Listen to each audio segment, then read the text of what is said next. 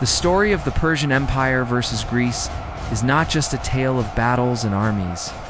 It is a story of empires, cultures, ambitions, and ideas colliding in a struggle that would shape the course of Western civilization. But when we think of this conflict, most people imagine Greek hoplites charging fearlessly into battle, or mighty Persian armies overwhelming their foes with sheer numbers. Who really dominated? Who truly shaped history in this legendary clash of civilizations? The answer is far more surprising than you might think. To understand this epic struggle, we must first step back to the world of the 6th century BCE, when Persia was rising from the deserts and mountains of modern-day Iran. The Persian Empire, under the visionary King Cyrus the Great, was unlike anything the world had seen before. It was vast, stretching from the Indus Valley in the east to the shores of the Aegean in the west. Unlike other empires that ruled by fear alone, Cyrus introduced a revolutionary system of governance.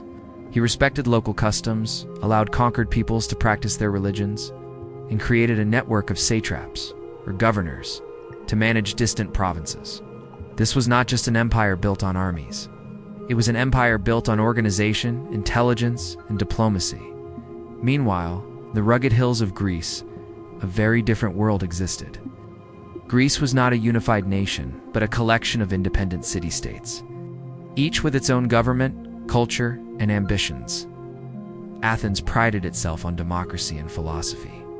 Sparta was a militaristic society, obsessed with discipline and training. Corinth and Thebes had their own rivalries and trade networks.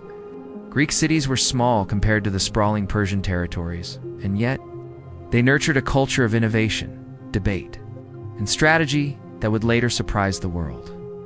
The first major clash between these two powers came in the early 5th century BCE. Persia, under King Darius I, had already expanded westward into Anatolia, subjugating the Greek cities of Ionia. But when these Ionian Greeks rebelled against Persian rule in 499 BCE, they sought help from mainland Greece. Athens sent ships and soldiers to support the rebellion, angering Darius. He vowed to punish the Greeks and assert Persian dominance once and for all. This decision set the stage for a conflict that would become legendary. In 490 BCE, the Persian army, vast and well-equipped, landed on the plains of Marathon near Athens. Estimates suggest the Persians had tens of thousands of soldiers, far outnumbering the Greek forces.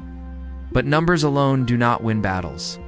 The Athenians, under the general Miltiades, used superior tactics and knowledge of the terrain to their advantage. The Greek hoplites formed a tight phalanx, shields interlocking, spears thrusting in unison. The Persians, unprepared for such disciplined formations and fighting in unfamiliar terrain, were defeated. The Battle of Marathon shocked the world.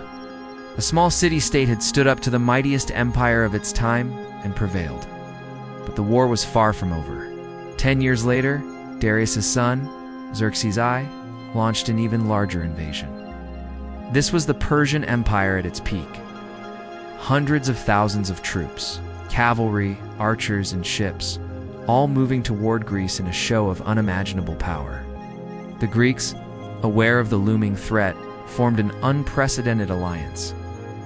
Athens, Sparta, Corinth, and other city-states put aside their rivalries to face the common enemy. And yet, even united, they were tiny in comparison to the Persian hordes. One of the most famous episodes of this war is the Battle of Thermopylae in 480 BCE, led by King Leonidas. 300 Spartans, along with a few thousand allies, held the narrow pass against the massive Persian army for 3 days. It was a heroic stand, a story of courage against overwhelming odds. Though the Persians eventually broke through, the Greeks inflicted heavy losses and, more importantly, bought crucial time for other Greek forces to prepare. Thermopylae became a symbol of resistance, a testament to how strategy, terrain, and sheer determination could challenge even the largest empire in history. Meanwhile, naval battles were equally decisive. The Battle of Salamis, later that same year, showcased Greek ingenuity. The Persian fleet, larger and more powerful on open water, was lured into the narrow straits near Salamis. The smaller, more maneuverable Greek triremes attacked relentlessly, devastating the Persian navy. Xerxes, witnessing his fleet's destruction, realized that even with immense resources, Persia could not easily crush the Greeks. The tides were turning, but domination is more than winning battles. Persia's strength lay in its administration and infrastructure. The royal road, stretching over 1,500 miles, allowed messages, troops, and supplies to move quickly across the empire. Persian satraps collected taxes efficiently, maintained order, and oversaw vast territories. The empire could absorb losses in battles, recover, and continue functioning. In contrast, Greece's city-states, while brilliant in strategy and culture, were fragmented.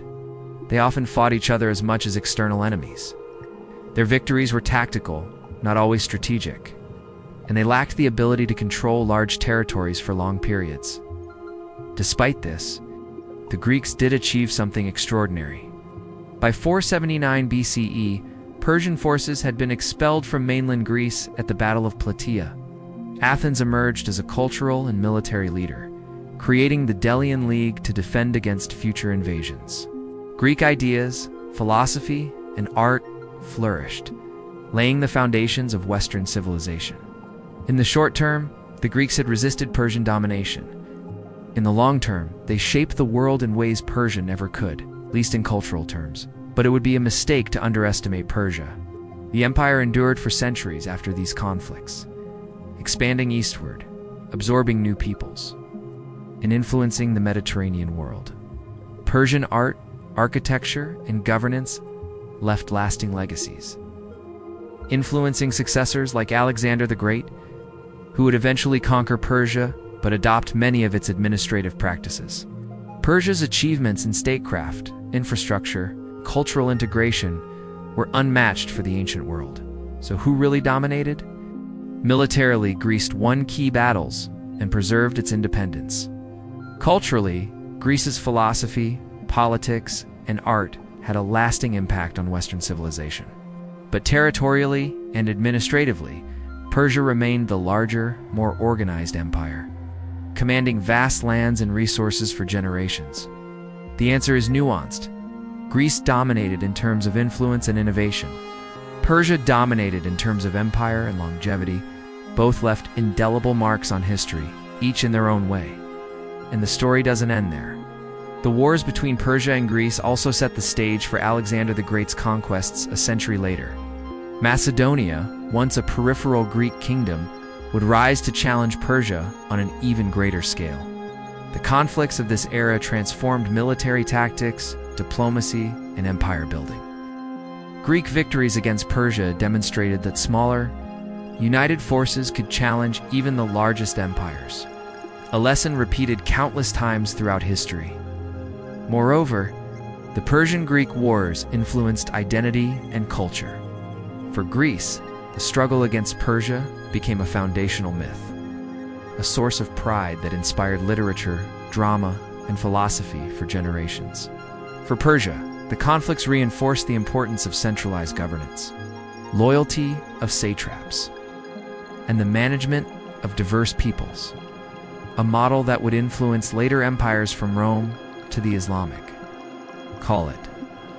In the end, domination is not measured solely by the outcome of battles, nor by the size of an empire. It is measured by lasting impact. Greece dominated ideas, thought, and cultural legacy. Persia dominated lands, governance, and the ability to maintain a vast, multi-ethnic empire. Both shaped the ancient world in ways that continue to resonate today, reminding us that history is never as simple as winners and losers. The Persian Empire versus Greece was more than a clash of armies. It was a clash of visions, of civilizations, and of what it means to wield power. One empire stretched across continents, organizing the world in ways that still amaze historians. The other, composed of independent cities, achieved victories that inspired the very concept of freedom and democracy. Together, they defined an age, setting the stage for the future of the Western world, the Middle East, and beyond. When we ask who really dominated, the answer is neither entirely one nor the other. Persia's shadow loomed large for centuries. Greece's light shone in ways that would outlast empires. The battles, the strategies, the victories, and the defeats all created a story that continues to captivate us today. It is a story of courage, ambition, strategy, and legacy, a story that reminds us that history is as much about ideas and vision as it is about armies and borders. And perhaps the most fascinating lesson is this: small. Determined forces can challenge giants, yet giants can endure through organization and vision. Both are necessary, both are remarkable, and both remind us why this era of Persian-Greek conflict remains one of the most compelling in human history. The question of domination may never have a simple answer, but the story itself, the clash of empires, the courage of men, the sweep of civilizations is timeless. This was the Persian Empire versus Greece, a struggle for supremacy, a battle of ideas, and a clash that shaped the future of the world.